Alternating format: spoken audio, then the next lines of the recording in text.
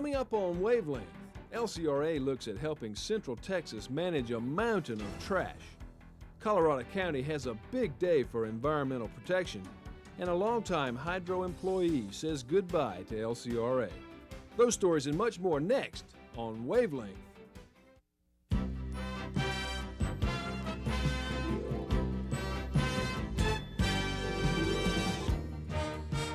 From the Lower Colorado River Authority, this is Wavelength.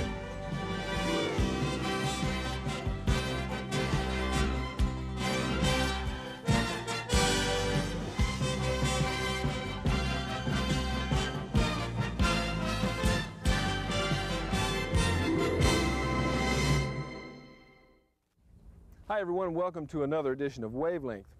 Water quality, it's an issue that affects every one of us, and it's an issue that each of us has a direct impact upon by the way we live our lives.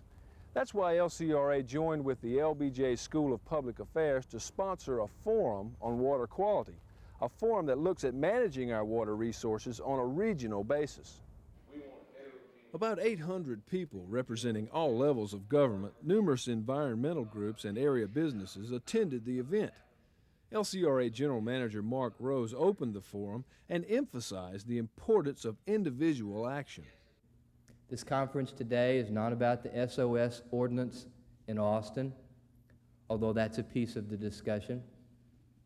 It's not about anybody's specific local problem, but it is rather looking at that water system as a system. It is all of us attempting to step back and look at what we're doing and why we're doing it and how we go about finding a different way. Many of the experts participating in panel discussions emphasize the fact that water quality issues must be dealt with on a watershed basis, watersheds which often cross county, state, or even national boundaries. Point is, I don't think anybody can say that we aren't in better shape than we were 20 years ago, that we are moving in the right direction.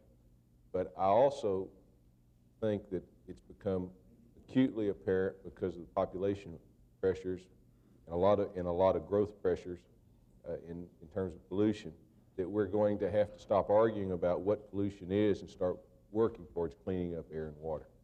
John Hall, chair of the Texas Water Commission, called for a unified front to deal with these water issues.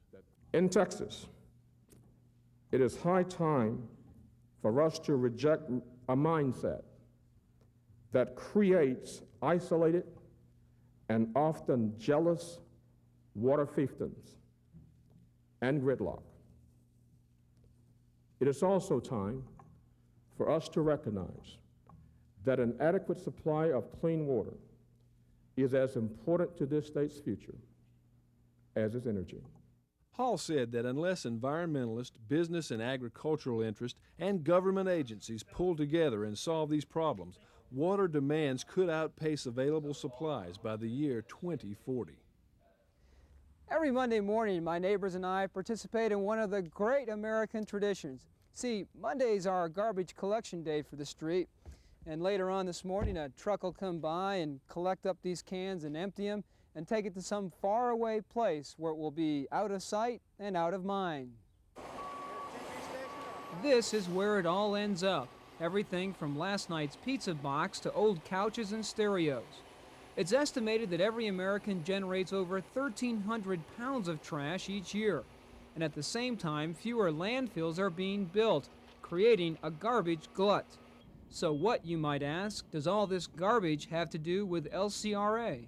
If you look at our enabling legislation and our mission, it's clearly in our mandate to protect water quality.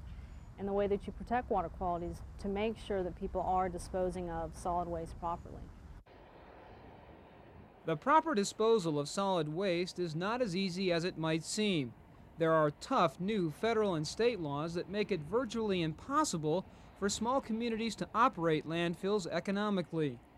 There are currently 78 landfills operating within the service area, half of which are expected to close within the coming years.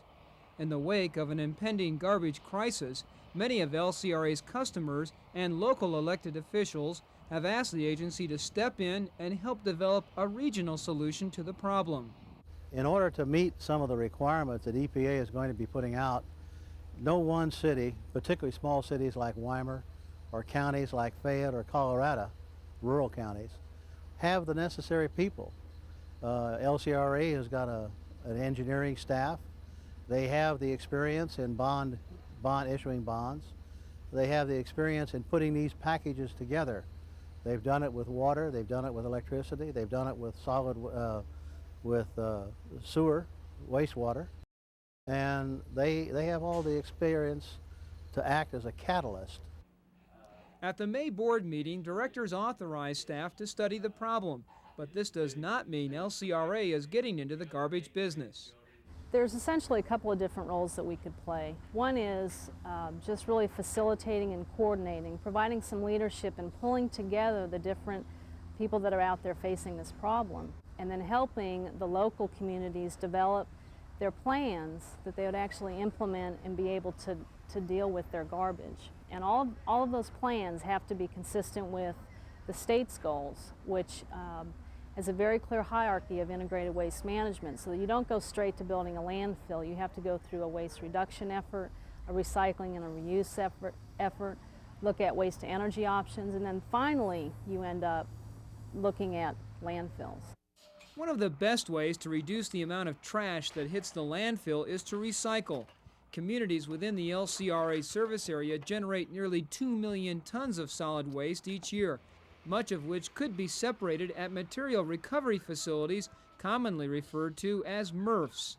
What I'm hoping will come out of this is perhaps on a regional basis, a county-wide basis, or however it works out, having MRF centers set up where a county will enter in with a intergovernmental agreement with the LCRA, and they will go to a select place where they can just, instead of bringing it to a landfill, they can dump it off at the MRF site there, and then everything can be recycled at that point. There are already signs that some people are using the river as a dump, and many people believe the problem will only get worse unless a comprehensive plan to deal with the situation is developed soon. We all have cans and chemicals around the house and the garage, stuck under the kitchen sink, things we don't want anymore, aren't going to use, and sometimes don't even know what they are. But instead of throwing them away, putting them down the drain, what we really need is a good way to get rid of them.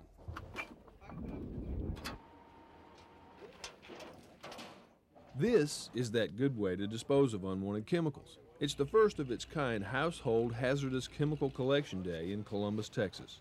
This whole event is being sponsored by the Lower Colorado River Authority, along with the Texas Water Commission, Chemical Waste Management Incorporated, and Colorado County.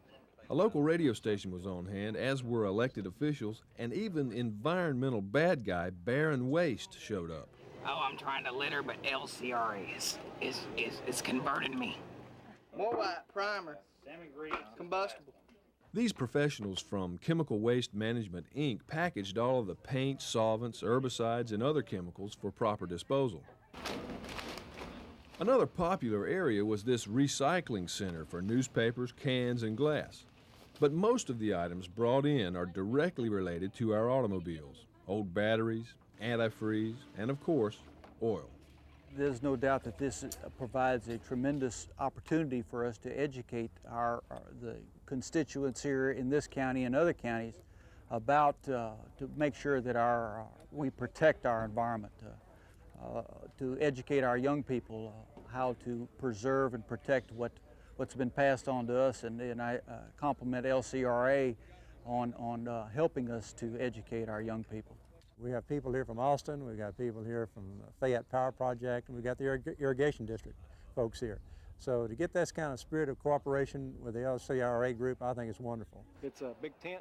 Event coordinator Rusty Ray says that 159 households were serviced at the collection site, and survey results show tremendous support for this kind of event in the future.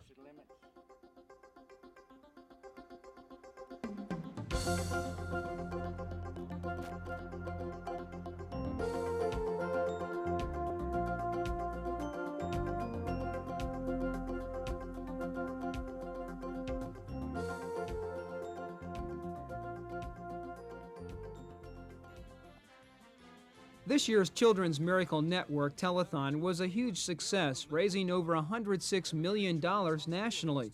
The telethon was aired locally on KVUE TV Channel 24, and LCRA Employees United Charities helped out in a big way.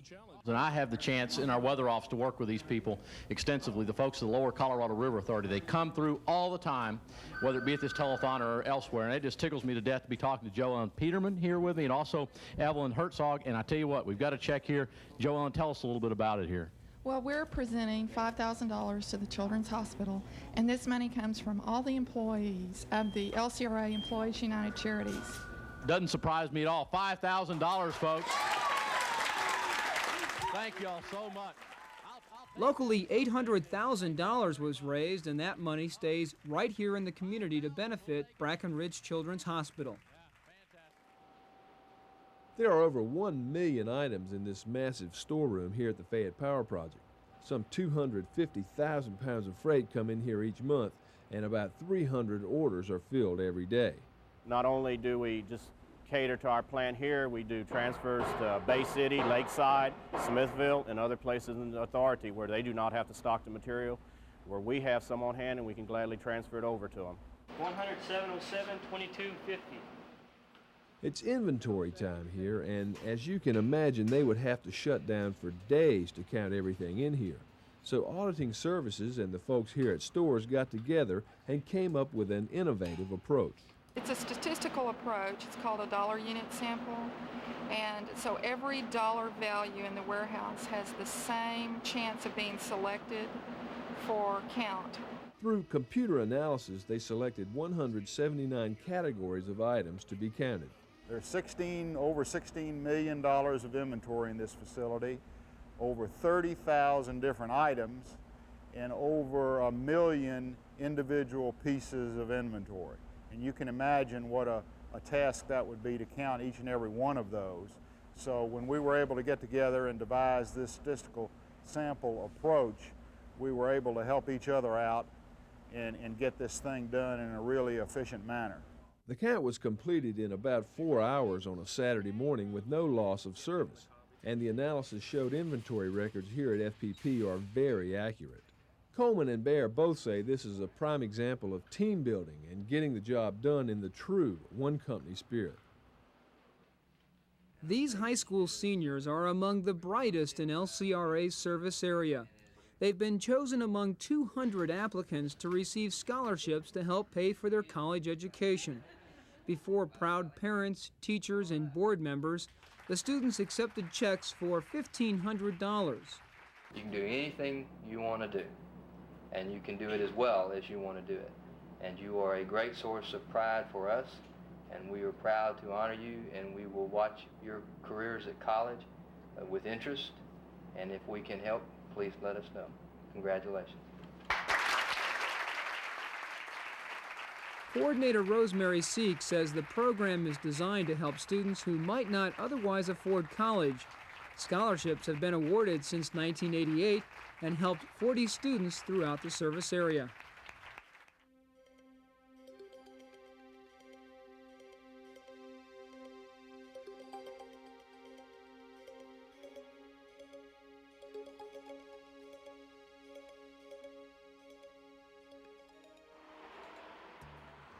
Lockhart, Texas, the first community to participate in a new LCRA program designed to help large customers save electricity and money.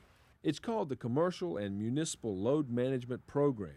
The idea is to reduce the demand for electricity during monthly peaks, which in turn delays the need for building a new power plant. Our goal right now is established is about 88 megawatts for the commercial programs and the residential programs, and we feel that we can probably accrue roughly 40 to 50 megawatts on the commercial side in the next 4 or 5 years. If we're asked to do that, we can go forth and probably produce that type of savings, which would be a considerable size conservation power plant. This is Live and Good Feeds in Lockhart. They employ about 30 people and participate in the load management program on a voluntary basis. Here's how it works. When the demand for electricity is at its highest, a radio signal is sent out from LCRA to the plant. This alerts the operator that the demand for electricity is at its peak. He then shuts down several electric motors, cutting 350 kilowatts of electrical demand. We keep on our sacking operation and our receiving ingredients, and we're still under production at the time, and we're just shutting down our big power use, which it's only idling about 2 people. The price that we get for our products is pretty well set by the market, and there's not anything really we can do, so the more competitive we can be with how economical we operate and manufacture, it helps us more, and it helps the LCRA at the same time. Savings for Live and Good average $2,500 to $3,000 per month. Just across town at Kewanee Scientific Corporation, the efficiency program is targeted at air conditioning. In this case, a radio signal is sent out which automatically shuts down several large AC units. This means that 200 kilowatts of demand are dropped immediately. This happens mainly in the late afternoon during summer months. In the area served by Bluebonnet Electric Cooperative, there are over 2,000 pump jacks in operation. Currently, 110 of these are participating in this pilot program, which allows them to be turned off during peak demand times, again by a remote signal. The commercial and municipal load management program has a tremendous potential for energy conservation in Central Texas and has recently expanded to include the city of Weimar, New Braunfels Utilities, and the city of Brenham.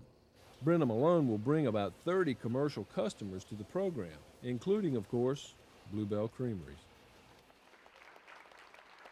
13 LCRA employees were recently inducted into the Quarter Century Club. The club was started 10 years ago as a way of honoring these committed employees. There are 137 people in the club to date, which includes some retirees. Those inducted for 25 years of service received a diamond ring. Another diamond is added every 5 years. At the ceremony, Joanne Galbraith, Lloyd Hendricks, Lois Scruggs, and Joe Irvin all received awards for 30 years of service.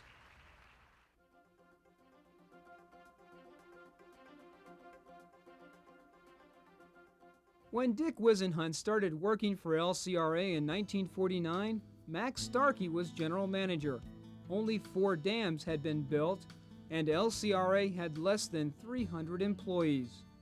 LCRA has grown a lot since 1949, and Dick Wisenhunt has been there every step of the way. In 1974, Dick became superintendent of hydro operations.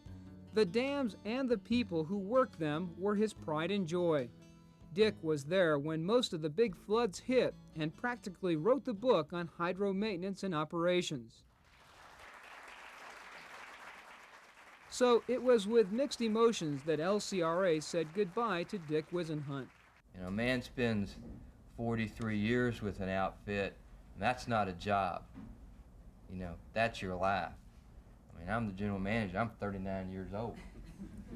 And here's a fellow who's spent more years with this company than I've been around. And to me, that's a commitment. And it was with pride that Dick reflected back on his career and the friends he met along the way. I've always been proud to be a part of this great company, and I will always be interested in all of its activities, and I hope to continue to see progress. I want to thank you again for your thoughtfulness and for the great way that you've treated us down through the years, and I'm just so, my cup runneth over, and I want to thank you again. God bless you all.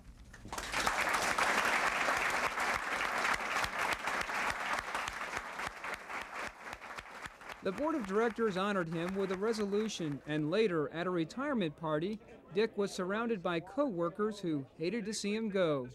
Man, this is the best bunch there ever was. I'll tell you, they don't come any better than these fellas. We've had the pleasure of interviewing Dick Wisenhunt many times on this program, and looking back through our archive footage, we found this clip which reminded us of Dick's great sense of humor.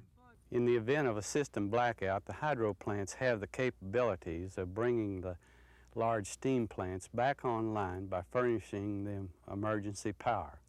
This can be accomplished. I know I got way off there.